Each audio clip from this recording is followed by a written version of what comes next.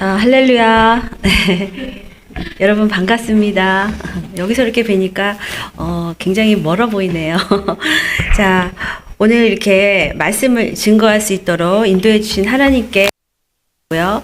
또한 이 자리에 오신 성도들 모두 한 분 한 분을 정말 주님의 이름으로 환영하고 축복합니다. 자, 오늘 읽은 시편 1편 말씀은요. 시편 전체의 서시라고 할 수 있습니다. 시편은 작은 시들로 이루어진 전체 큰 덩어리인데 150편이 있어요. 근데 이거를 총 5권으로 분류가 됩니다. 그래서 오늘 읽은 이 본문은 시편에 들어가는 그 입구의 표지판이라고 할 수 있습니다. 네, 우리가 인생을 살아갈 때 우리 인생의 안내자 역할을 하는 내비게이션과 같다라고 그렇게 이해하시면 좋겠습니다. 자, 이 시편에는 두 부류의 사람이 나옵니다. 첫째는 의인이 나오고 두 번째는 악인들이 나와요. 그럼 과연 이들의 운명은 어떻게 될 것인가? 어떤 결론에 다다를 것인가가 이 시편 1편의 내용인 것입니다. 자, 먼저 우리가 이제 본문을 하나씩 살펴보겠습니다. 먼저 의인의 삶은 아까 읽은 대로 1절부터 2절까지 나와 있습니다. 의인을 여기는 성경은 복 있는 사람이라고 얘기를 하는데요. 복 있는 사람은 악인들의 꾀를 따르지 아니하며 죄인들의 길에 서지 아니하며 오만한 자들의 자리에 앉지 않는다라고 성경은 말하고 있어요. 자, 여기 보니까 복 있는 사람은 어떠하도다라고 얘기하는데 이 말은 흔히 우리가 복 받게 해주세요 하는 기원하는 그런 말은 아니에요. 뭐냐? 복이 있게 산다는 것은 이런 거야 라고 선포하고 있습니다. 이미 복 받고 있는 사람의 상태에 대해서 설명을 하고 있습니다. 자, 복이라는 말 우리 굉장히 좋아하는데 히브리 말로 두 가지가 있어요. 첫째는 바루크라는 의미고요. 이건 뭐냐면 우리가 흔히 말하는 블레스예요. 영어로. 가유 할 때 그 블레스 아시죠? 이거는 종교적인 의미의 그런 복을 의미합니다. 근데 또 하나가 있어요. 두 번째는 아쉬레라고 읽어요. 그런데 이것은 영어로 하면 해피. 네, 우리 해피라는 말 다 아시죠? 이 뜻은 뭐냐? 약간 세속적인 의미의 그런 행복일 수도 있지만 다 하나님이 주시는 그 복인데 블레스는 하나님의 은혜로 주어지는 그런 복을 의미합니다. 그런데 해피, 행복이라는 것은 무엇일까요? 하나님이 주신 그 삶의 질서에 순종하고 순응하는 인간들, 그들에게 의해서 결정되는 복입니다. 그러면 오늘 읽은 시편 1편의 복은 둘 중에 어딜까요? 두 번째 아쉬레, 해피라는 의미예요. 그래서 하나님이 내비게이션으로 알려주시는 거예요. 이렇게 가면 복 받는 사람, 이렇게 가면 망하는 사람이야. 예, 그거를 알려주시는 그런 길입니다. 자, 우리 그러면 복 있는 사람은 하지 않는 게 세 가지가 있어요. 자, 뭐를 하지 않을까? 첫 번째, 악인의 꾀를 쫓지 않는다라고 말합니다. 자, 악인들은요, 악한 사람이구나. 예, 맞아요. 이들은 특징이 뭐냐면 하나님의 말씀을 무시하고 자기 멋대로 사는 사람을 악인이라고 해요. 하나님 없이 내가 주인 되어서 내가 결정하고 내 인생이야. 또 나름 성실하게 살죠. 나름 최선을 다하고 사는 이런 사람을 성경은 악인이라고 얘기합니다. 그리고 또 두 번째, 죄인의 길에 서지 않는다고 했는데 죄인은 뭐냐면 악인보다 한 단계 더 나아간 사람이에요. 죄인은 율법, 하나님의 법을 구체적으로 어기는 거예요. 살인하지 말라, 간음하지 말라, 도둑질하지 말라, 우상 숭배하지 말라, 이런 하나님의 율법이 있잖아요. 이런 실정법을 어기는 것을 죄인이라고 해요. 죄를 실제로 짓는 사람들이죠. 자, 그리고 이제 우리 또 세 번째는 오만한 자라고 했잖아요. 오만한 자는 어떤 사람일까? 자기를 딱 절대화하는 거예요. 그래서 남은 다 비웃고 무시해요. 조롱하고. 근데 누구까지 조롱하는가? 그들은 하나님마저 조롱하는 사람들입니다. 그래서 하나님도 자기 발 아래 두고서 내려보면서 하나님이 하시는 말씀을 조롱하고 무시하는 자, 악인의 끝판왕이라고 할 수 있겠죠.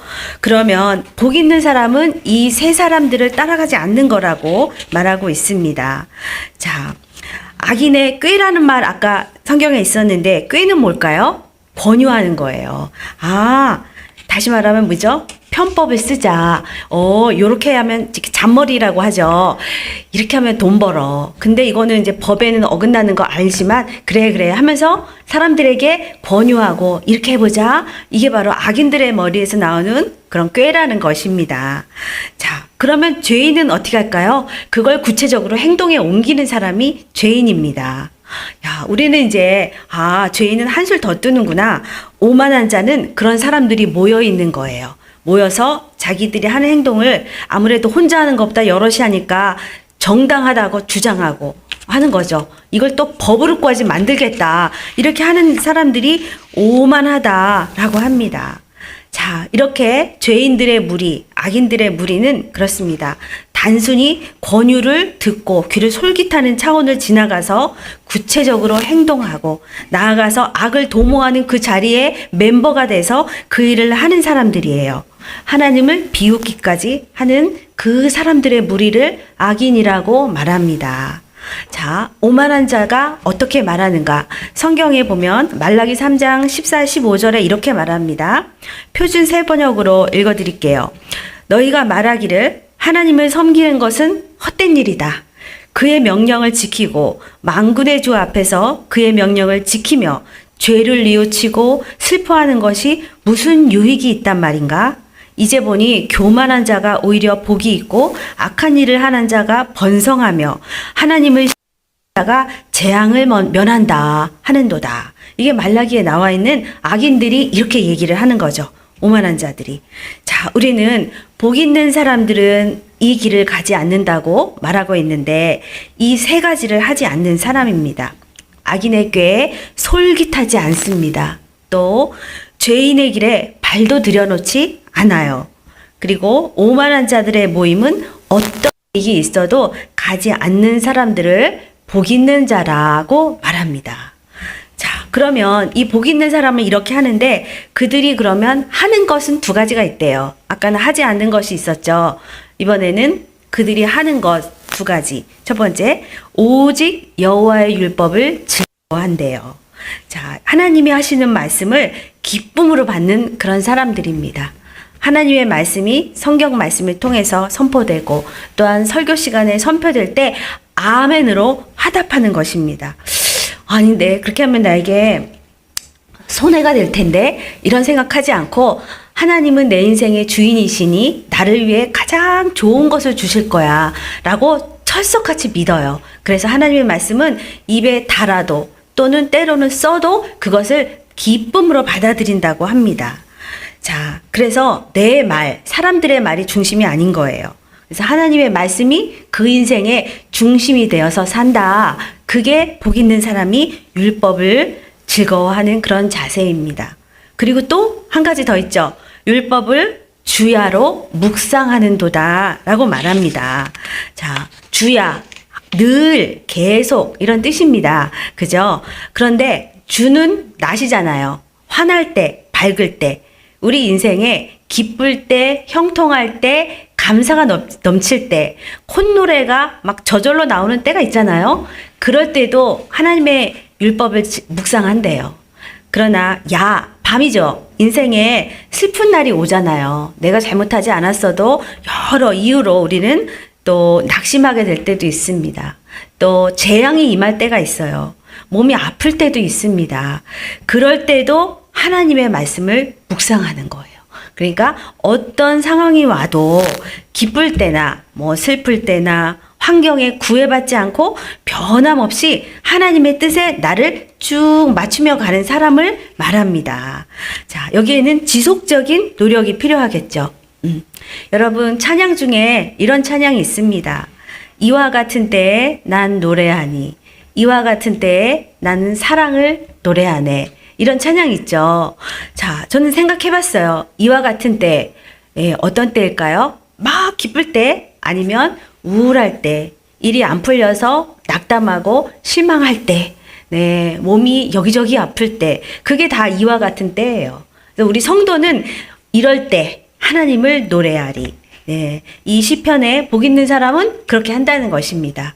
여호와를 즐거워하는 것이 어느 때이든지 하나님을 노래한다라는 것입니다. 기뻐서 노래하고 또 때로는 슬퍼도 노래하고 주야로 하나님의 말씀과 함께 살아가는 사람이 복 있는 사람이라고 말합니다. 그럼 이런 의인의 삶에는 어떤 결과가 나올까요? 네, 여기 되게 중요합니다. 우리가 집중해서 들어야겠어요. 3절에 그는 시냇가에 심은 나무가 철을 따라 열매를 맺는데요. 또 그 잎사귀가 마르지 않고 그가 하는 모든 일이 다 형통하리로다. 이게 복 있는 삶의 그 사람의 결국이에요. 그의 운명인 것입니다. 그의 운명은 이렇게 된다고 말합니다. 먼저 시냇가에 심은 나무라고 했죠. 네, 여기서는 나무를 사람에다가 비유한 거예요. 자, 시냇가에 뿌리를 내리고 있어요. 그러면 그는 그의 생명력이 그 원천과 딱 닿아 있는 거죠. 그래서 이 나무는 어떠냐면 자기에게 필요한 수분이나 뭐 영양분이나 이런 모든 것을 무한히 그 시냇가로부터 공급을 받고 있는 그런 상태가 돼요. 굉장한 축복이겠죠. 네. 그런데 이제 우리가 알잖아요. 이 시냇가는 그냥 자연이 생긴 시냇가를 말하는 게 아니라 수로를 의미합니다. 물의 근원인 것이죠. 네, 저수지 같은 곳에 쫙 연결되어 있는 그런 수로를 의미해요. 근데 보통 시냇가는 뭐 가뭄 들고 뭐 마를 수 있잖아요. 비 안 오고 하면 그렇게 마르는 그런 허접한 시냇가가 아니죠. 수로에 연결되어 있어서 언제든지 공급이 가능한 그런 시냇가를 말합니다. 그럼 거기에 연결된 나무는 얼마나 풍성하겠어요? 충만하겠죠? 다시 말하면 이 나무는 어떤 나무냐? 관리받는 나무예요. 그죠? 누군가에게 지속적으로 관리받는 그런 나무가 되는 것입니다. 자, 제가 우리 집에서 아파트를 나와서 교회까지 매일 왔다 갔다 해요. 그런데 아파트 단지를 딱 나오면, 야, 정말 너무너무 정원이 잘 가꿔져 있어요. 예, 정말.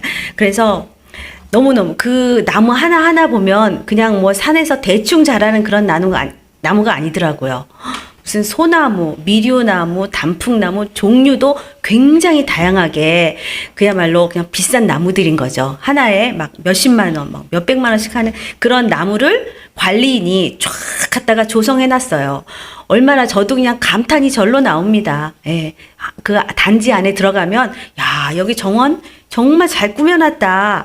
그래서 그 관리자들이 어떻게 해요? 이 나무를 물 주죠. 비료 주고, 뭐, 벌레 잡고, 잘 가꿉니다. 네. 그런데 거길 또 지나가서 또 교회 이쪽으로 돌아가는 길에 보면 옆에 밭도 있고 여러 가지 나무들도 있고 한데요. 그 나무들은 관리받는 나무가 아니더라고요. 그냥 어떻게 이렇게 난 나무예요. 자연적으로 생긴 그런 나무들이죠. 그래서 이 나무들은 그 옆에 건물 들어오면요, 싹 다 뽑아버려요. 포크레인 갖고 와서 밀어버리더라고요. 예, 이 관리 안 해주는 이런 존재가 없는 그런 나무들도 많이 있습니다. 자생적으로 자라나는 그런 나무예요. 그러다가 또 말라 죽기도 하고 없어지기도 하고 그런 뭐 잡초 같고 잡풀 같은 나무예요. 그런데 이 시냇가에 심겨진 나무는 그렇지 않더라. 관리해주고 누군가 보호해주고 지탱해주고 그런 나무, 그가 바로 복 있는 사람이라고 성경은 말하고 있어요. 그런데 이 나무의 특징이 또 있어요. 두 번째, 시절을 쫓아 과실을 맺는데요. 야, 나무가 그냥 그늘만 제공해줘도 감사하죠. 그러나 그 나무에 열매가 맺혀서 누군가 허기진 사람들의 허기를 채워주는 거죠. 예, 누군가에게 충만함을 더해주고 누군가를 풍족하게 하는 일을 하는 그런 나무가 된다는 것입니다. 또 그 나무는 잎사귀가 마르지가 않는데요. 그렇죠. 수로에 연결되어 있으니까 안 마르는 거예요. 그래서 그 푸르고 청정한 나무들이 길이길이 보존되는 것입니다. 이것은 어떤 복일까요? 늘 유지되는 복이에요. 한결같은 복입니다. 그래서 그에게는 생명력이 있어요. 여러분들은 다 그런 의인들이잖아요. 하나님의 선택받은 백성들이에요. 그래서 그냥 겉으로 봐서는 별 다를 게 없지만 여러분의 얼굴에는 그 유지되는 하나님으로부터 오는 그 지속적인 복이 있어요. 예, 그런 충만함이 여러분 안에 있습니다. 그것이 이 나무들의 저력인 것입니다. 네, 이렇게 소망을 주는 인생이 이 축복받은 복 있는 사람이라고 성경은 말하고 있어요. 자, 그러면 이제 또 의인과 대조되게 악인이 있습니다. 그럼 악인은 어떤 사람일까요? 4절에 보니까 악인들은 그렇지 아니하며, 딱 잘라서 얘기해요. 악인은 누구랑 반대라고요? 의인과 반대다. 예. 그러면서 그 사람들은 바람에 나는 겨와 같다고 얘기합니다. 네. 악인은 의인과 하는 것이 다 반대예요. 생각하는 것도 행동하는 것도 반대라고 말합니다. 여기 우리 젊은 사람들은 어린 친구들은 모르죠. 제가 시골에 갔을 때 외할머니 댁에서 농사 짓는 거를 어렸을 때 봤거든요. 키질 하잖아요. 키에다가 놓고 막 이렇게 흔들어요. 그러면 알곡은 안으로 그리고 바닥으로 떨어지지만 겨는 어떻게 돼요? 휘다 날아가요. 예, 날아가서 그냥 없어져 버려요. 그냥 나중에 다 이제 불에 태워버리겠죠. 딱 이런 모습입니다. 자, 알곡은 하나님의 말씀을 항상 가까이 했고 하나님으로부터 공급되는 것이 있기 때문에 그의 삶이 진중하고 무겁고 그런 특징이 있습니다. 근데 겨의 특징은 그거예요. 겉으로 보기에는 다 비슷해 보이나 겨는 그거죠. 삶이 공허합니다. 공허하고 무가치해요. 그리고 무의미하다는 것을 본인들이 알고 있습니다. 그래서 어떤 열심히 살아보겠다고 발버둥을 치지만 하나님 없이 사는 것이 얼마나 무가치한지 그들은 결국에 남는 게 하나도 없다라고 성경은 말하고 있습니다. 그래서 이 악인들의 운명은 이렇습니다. 5절. 그러므로 악인들은 심판을 견디지 못하며 죄인들이 의인들의 모임에 들지 못하리로다. 악인들의 운명은 키지라는 거 있죠. 이런 인생의 풍랑을 못 견딘대요. 예, 견딜 수 있을 것 같은데 꾀도 많고 아까 그랬잖아요. 잔머리도 많고 편법도 쓰고 하는데 이 인생의 풍랑을 결국은 견디지 못하는 것이 악인들의 모습입니다. 이 심판을 여러분들은 우린 두 심판이 있잖아요. 지금도 이 인생들 가운데 하나님이 부분적으로 심판하고 계세요. 네. 그리고 또 하나는 이 마지막 날 종말의 때에 하나님은 결국 모든 악인들을 심판한다고 하십니다. 성경은 이렇게 분명히 말하는데 악인들은 이래요. 심판이 어딨어. 우리가 더 잘 되는데 분명히 이렇게 말하고 있습니다. 그러나 우리는 성경에서 보면 전도서 12장 14절 하나님은 모든 행위를 심판하신다. 선한 것이든 악한 분명히 말하고 있습니다. 그러면 결론이 6절이 결론인데 하나님의 섭리가 있기 때문에 이런 일이 있어요. 우리가 보기에는 악인이 더 잘 되는 것 같잖아요. 그죠? 근데 하나님의 질서와 하나님의 섭리는 6절에 무릇 의인들의 길은 여호와께서 인정하시나 악인들의 길은 망하리로다 라고 성경이 말하고 있습니다. 왜 이 두 부류의 운명이 이렇게 확연히 갈라질까요? 의인의 길, 악인의 길이 결국에 가서 완전히 달라져요. 그 이유는 하나님께서 의인은 인정해 주신대요. 너희가 굉장히 고통스럽고 힘들고 견디는 삶을 살지만 하나님이 인정해 주시면 되는 거잖아요. 결국에 가서 심판이 선수에게 손 딱 들어주면 이기는 거예요. 여기가 아무리 대단하고 빽 있고 그래도 상관없어요. 누가 인정해 주신다고요? 여호와께서 인정해 주신대요. 그리고 악인들의 길은 싹 망한다고 되어 있습니다. 자, 하나님이 인정하시는가 안 하시는가가 관건입니다. 그럼 우리는 하나님이 하시는 말씀을 잘 듣고 사는 것이 우리가 그냥 오직 한 길, 우리가 걸어갈 길인 것이죠. 잠언 4장에 보면 이런 말씀이 있어요. 의인의 길은 돋는 햇살 같아서 크게 빛나 한낮이 광명에 이르거니와 악인의 길은 어둠 같아서 그가 걸려 넘어져도 그것이 무엇인지 깨닫지 못하느니라. 자기가 왜 넘어지는지도 모르게 넘어지는 것이 악인들이라고 말합니다. 의인의 길은 하나님이 적극적으로 수용하시고 책임지십니다. 그러나 악인의 길은 어떠한 개입이 없어도 저절로 스스로 망하는 것이 그들의 운명입니다. 이것이 하나님의 섭리인 것입니다. 그런데 우리가 이 섭리를 이해를 못하고 살면 악인들 때문에 너무 스트레스를 많이 받죠. 네, 우리 너무 힘들잖아요. 저 사람들은 왜 저렇게 승승장구하는가. 그러나 그 길을 걷는 악인들의 결국은 정해져 있습니다. 우리는 그들을 부러워하거나 때로는 시기할 수도 있지만 오직 의로운 길은 오직 한 길이라는 것을 기억하시기 바랍니다. 오늘 이 말씀을 통해서 제가 전할 그 메시지는 3가지 정도가 있어요. 먼저 첫째는 단수와 복수. 여러분, 단수는 하나죠. 복수는 여러 개예요. 근데 의인은 아까 말했는데 복이 있는 사람은 성경은 단수로 얘기해요.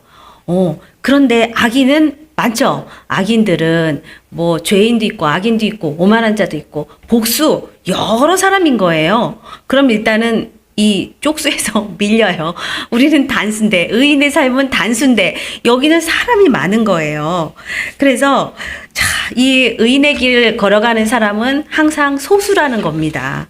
네, 근데 악인의 길을 걸어가는 사람은 다수예요. 절대적으로 다수입니다.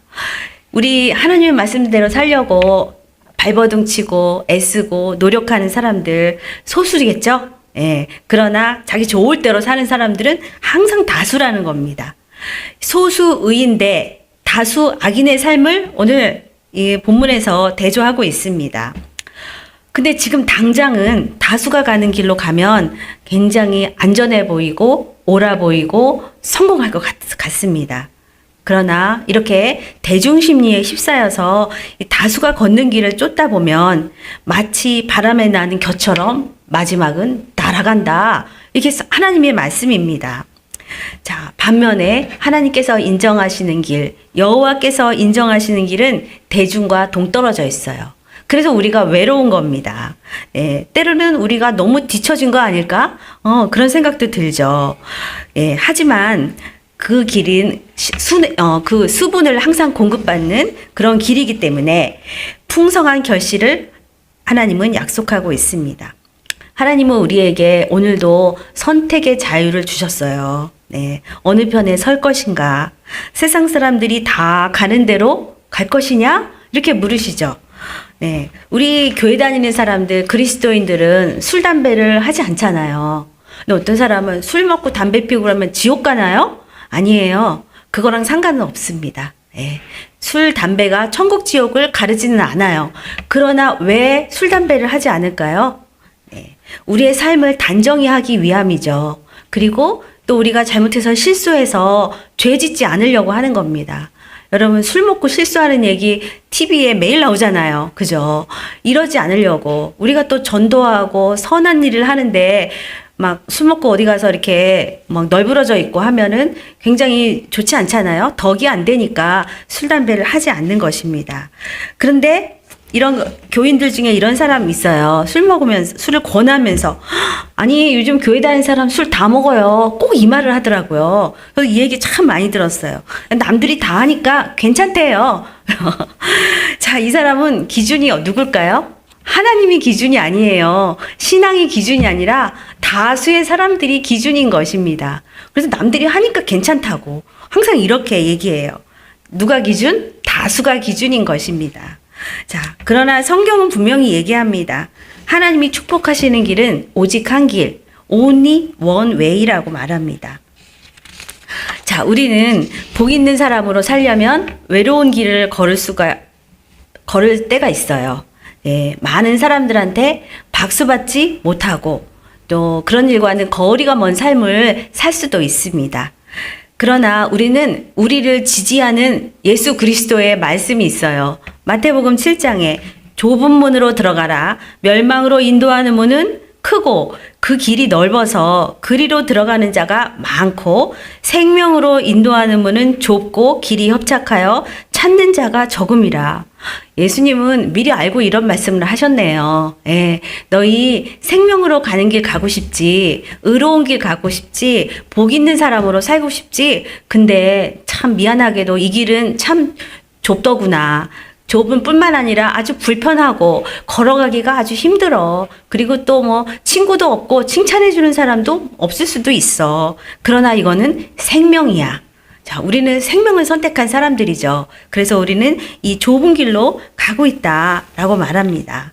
자, 우리 당장 쉬운 길을 선택하지 마시고 가치 있는 영원한 길을 선택하는 여러분들이 되시기를 바랍니다.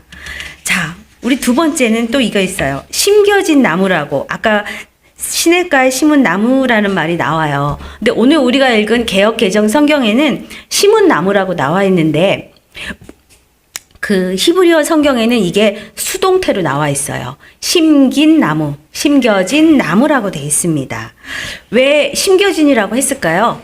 옛날에 구약시대에 경건한 유대인들은 하나님이라는 말을 안 썼어요. 너무 두려워서 조심스러워서 감히 하나님을 입에다가 올리지를 않았습니다. 그래서 하나님 빼고 얘기를 해요. 마태복음은 그 유대인들을 위해서 쓰여진 복음서예요. 그래서 하나님 나라라는 말을 쓰지 않아요. 뭐 마가, 누가, 요한복음에는 하나님 나라라는 말이 많이 나오거든요. 근데 마태복음에는 그 대신에 하나님을 그 말을 쓸 수가 없잖아요. 너무 두렵고 경외심 때문에. 그래서 대신 하늘나라라고 그렇게 표현합니다. 그럼 하늘나라를 두 글자로 하면 뭘까요? 천국이죠. 예. 그래서 우리가 천국 간다 그 얘기 하잖아요. 그게 바로 하나님 나라 가는다는 그 소리거든요. 그러니까 하나님이라는 그분의 이름을 빼고 시냇가에 심겨진 나무, 그 가운데 뭐가 생략되었죠? 하나님이 심으신 나무라는 그 뜻이에요. 그래서 우리는 누가 심은 나무일까요? 하나님이 심은 나무들이에요. 자, 그래서 하나님에 의해서 하나님이 다 생각해서 계획이 있으셔서 우리를 심으셨습니다. 어디에? 이 세상 가운데 이 하나님을 거역하고 대적하는 무리들로 가득 차 있는 이 세상에 하나님이 우리를 심으셨어요. 자, 우리는 얼마나 축복인지 몰라요. 근데 어떤 사람 아니야. 하나님이 심으신 게 아니라 어찌어찌 살다 보니 흘러 여기까지 왔네? 아닙니다. 우리가 그렇게 야산에 저런 데 들에 잡풀처럼 생겼다가 아무도 모르게 그냥 말라 죽어가는 그런 나무일까요? 아닙니다. 우리는 하나님이 심으신 정말 귀한 나무들입니다. 하나님이 우리를 봉담에 심으셨어요. 예, 봉담이라는 이름 참 촌스러운 이름인데 저도 여기 올 때까지 이런 데가 있는지도 몰랐어요. 그런데 하나님이 우리를 봉담에 그리고 교회에 여기 우리에 심어주셔서 올해로 11년째 여기 우리가 심겨져 있습니다. 네, 여기서 뭘 공급받아요? 하나님의 말씀, 생수, 영원히 사는 그 길, 그거를 말씀을 공급받고 여기서 신앙생활을 하게 하셔요. 그리고 하나님은 우리에게 말씀하십니다. 강건해지라고. 뿌리를 깊이 내리라고, 그리고 열매를 맺으라고 우리를 여기에다가 심어 놓으셨습니다. 하나님께 딱 붙어서 하나님과 내가 아주 긴밀한 관계인 거예요. 절대 무엇도 우리를 갈라놓을 수 없는 그런 강력한 관계로 하나님이 만드셨습니다. 그래서 우리는 이제 곧 새해가 됩니다. 새해가 되면 새롭게 학교에 입학하는 사람도 있겠죠? 네. 아니면 어디 가서 새로운 일터에 가는 분도 계시고 또 새로운 삶의 어떤 지경들이 시작될 겁니다. 그거는 우리가 하는 게 아니라 하나님이 심으셔서 우리를 거기다 또 심으시는 거예요. 다 목적이 있으시겠죠? 열매 맺으라고 하나님이 우리를 심으십니다. 거기서 자라나라. 그리고 꽃 피워라. 열매 맺으라. 그래서 우리는 그곳이 당장은 척박한 땅처럼 보일 수 있으나 하나님이 보내신 곳은 안전한 곳입니다. 그리고 풍성한 열매가 맺혀지는 그런 곳입니다. 네, 그 극동방송 사장님인 김장한 목사님이라고 들어보셨죠? 네, 그분의 사모님이 미국 사람이에요. 네, 그분은 우리나라 6.25 직후에 굉장히 나라가 폐해졌을 때 이제 우리나라에 왔죠. 남편 따라 시집을 와서 한국 땅에서 하는데 지금도 뭐 살기가 힘들지만 그때는 얼마나 힘들었을까요? 6.25 직후에 너무너무 가난한 이 나라에 와서 교회를 섬기고 말도 안 통하는 한국 사람들을 섬기고 하면서 정말 수십 년 동안 이렇게 헌신하는 삶을 살았어요. 그 사모님이 그 미국 사람으로서 이 한국 땅에 사는 게 얼마나 힘들까요? 근데 이분이 어떤 설교 말씀 중에 이런 말씀을 했어요. 하나님이 자기에게 주신 말씀, 그 명령은 뭐냐면 너 여기서 꽃 피워라 했대요. 여기서 열매 맺으라.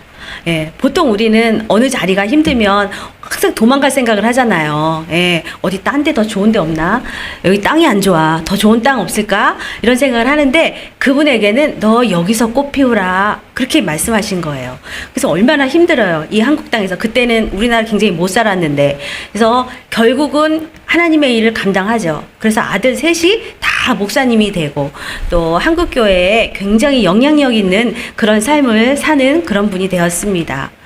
따라서 하나님이 우리를 여기에 심으셨으니 또 우리의 가정 가운데 우리의 상황 가운데 심으셨기 때문에 우리는 이 자리에서 열매 맺을 수 있는 것입니다. 그래서 내 인생이 내가 선택해서 여기까지 온 것이 아님을 꼭 기억하시기 바래요. 하나님에 의해서 우리는 부름받은 거예요. 누구에 의해서? 하나님에 의해서. 그래서 하나님이 우리를 여기까지 인도하셨습니다. 그리고 마지막 날까지 하나님은 우리를 인도하실 것입니다. 자, 우리 세 번째 마지막에 여기 보니까 철을 따라 열매를 맺는 삶이라고 돼 있어요. 그 나무는 어떤 나무냐? 철이 열매를 맺는데요. 그 전 성경에는 시절을 쫓아 과실을 맺는다 이렇게 돼 있어요. 자, 여러분들 삶에 열매를 원하시죠? 간절히 원하시죠? 네, 하나님이 더 간절히 원하세요. 나보다 하나님이 정말 널 통해서 내가 열매 맺기를 하나님이 더 간절히 원하신다는 것을 꼭 기억하시기 바랍니다. 자, 우리 시절을 쫓아 우리 인생에 시절들이 다 있어요. 어떤 시절이 있을까요? 학생의 때, 여기 학생 있죠. 학생의 때를 지나서 청년의 때가 있겠죠. 그 다음에는 또 우리 부모가 되면 부모의 때를 지납니다. 그리고 노년의 때를 우리는 또 나중에 맞이하게 될 것입니다.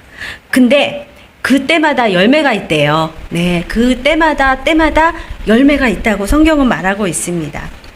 나무가 그 계절을 따라서 옷 갈아입잖아요. 뭐 단풍잎이 들었다가 나중에 뭐 어떻게 다 바뀌잖아요. 그것처럼 우리는 그 시절마다 우리는 옷을 갈아입죠. 근데 그때마다의 열매가 있는 것이 이게 정상이라는 것이죠. 그래서 자, 우리가 그 푸르른 청년의 시절에 또 모든 것이 무르익는 중년의 시절 또 모든 것을 결산하는 노년의 시절에 그때 우리에게는 반드시 열매가 맺힐 거라는 것입니다. 열매를 맺자고 노력할 수도 있지만 그 노력은 그 수로에 시냇가에 든든히 뿌리를 내리고 있으면 열매를 주시는 것입니다. 그런데 많은 사람들이 되게 바빠요. 왜냐하면 인생에 열매 맺으려고 하는 거예요. 막 투잡도 뛰고 쓰리잡도 뛰고 하면서 그 목표를 위해서 애를 써요. 그런데 이렇게 땀 흘리고 노력을 하는데 열매가 없을 수 있어요. 성경에 예수님이 말씀하시죠. 잎이 무성한 무화과 나무를 보고서 예수님이 질책을 하시는 거예요. 너는 어떻게 이렇게 잎만 무성하고 열매가 없는가 하면서 저주하셨어요. 무화과 나무가 이렇게 있는데 예수님이 시장하셔서 그 열매 하나 따먹으려고 하셨어요. 근데 열매가 그때는 무화과의 때가 아니라 막 무르익고 막 그럴 때는 아니래요. 그러나 무르익지 않았어도 시퍼런 들익은 어설픈 그런 열매가 있는 게 정상이죠. 그런데 그 열매를 주님이 발견하지 못했어요. 하나도 열매가 없다고 성경은 말합니다. 그 대신 뭐가 많으냐면 이파리만 무성하다고 얘기해요. 그런데 이런 사람을 예수님이 질책하시는 겁니다. 혹시 우리도 그런 사람이 아닐까 생각해 봐야 되는 것입니다. 왜냐하면 우리가 그동안 수없이 많은 말을 했어요. 수없이 많은 생각을, 저도 이 생각을 계속 끊이지가 않는 거예요. 이 생각, 저 생각 했죠. 또 많은 일들을 시도했어요. 그런데 그게 열매는 없고 그냥 이파리만 무성하다면 얼마나 안타까울까요? 그러면 우리는 점검해 봐야 합니다. 혹시 내가 시냇가에 뿌리를 닿지 않아서 열매가 없는 것일 수도 있다는 것입니다. 자, 그것을 점검해 보는 시간이 되었으면 합니다. 따라서 이런 시절들은 하나님이 우리에게 주신 시절들, 이 때는 모두가 정말 귀하고 소중한 시간들입니다. 이것들이 정말 찍혀서 불에 던지오지 않도록 우리는 하나님 앞에서 복 있는 사람으로 살아가야 되는 것입니다. 지금이라도 혹여나 내가 악인의 이야기를 귀를 기울이고 있지 않았을까? 아니면 죄인의 길이 형통해 보여서 그 길을 따라가려고 하지는 않았을까 생각해 봐야 합니다. 오만한 자들이 때로는 너무너무 잘 나가는 것 같아서 그 자리에 혹시 발 좀 살짝 담가보고 싶을 수도 있잖아요. 그러나 오늘 성경 말씀을 통해서 우리가 걸어가는 길은 오직 한 길이다. 여호와를 즐거워하고 그분의 말씀을 묵상하고 즐거워하는 것이다. 오늘 시편 1편의 결론이 그것입니다. 진정 복 있는 사람은 하나님을 경외하는 것이고 하나님께 붙어있는 사람이라는 것입니다. 그리고 주변에 하나님을 떠나서 사는 사람들을 우리는 단호히 떠나야 하는 것이고 하나님과 하나 되는 길을 매일매일 선택하고 그렇게 따라가는 우리 모두가 되기를 예수님의 이름으로 부탁드립니다.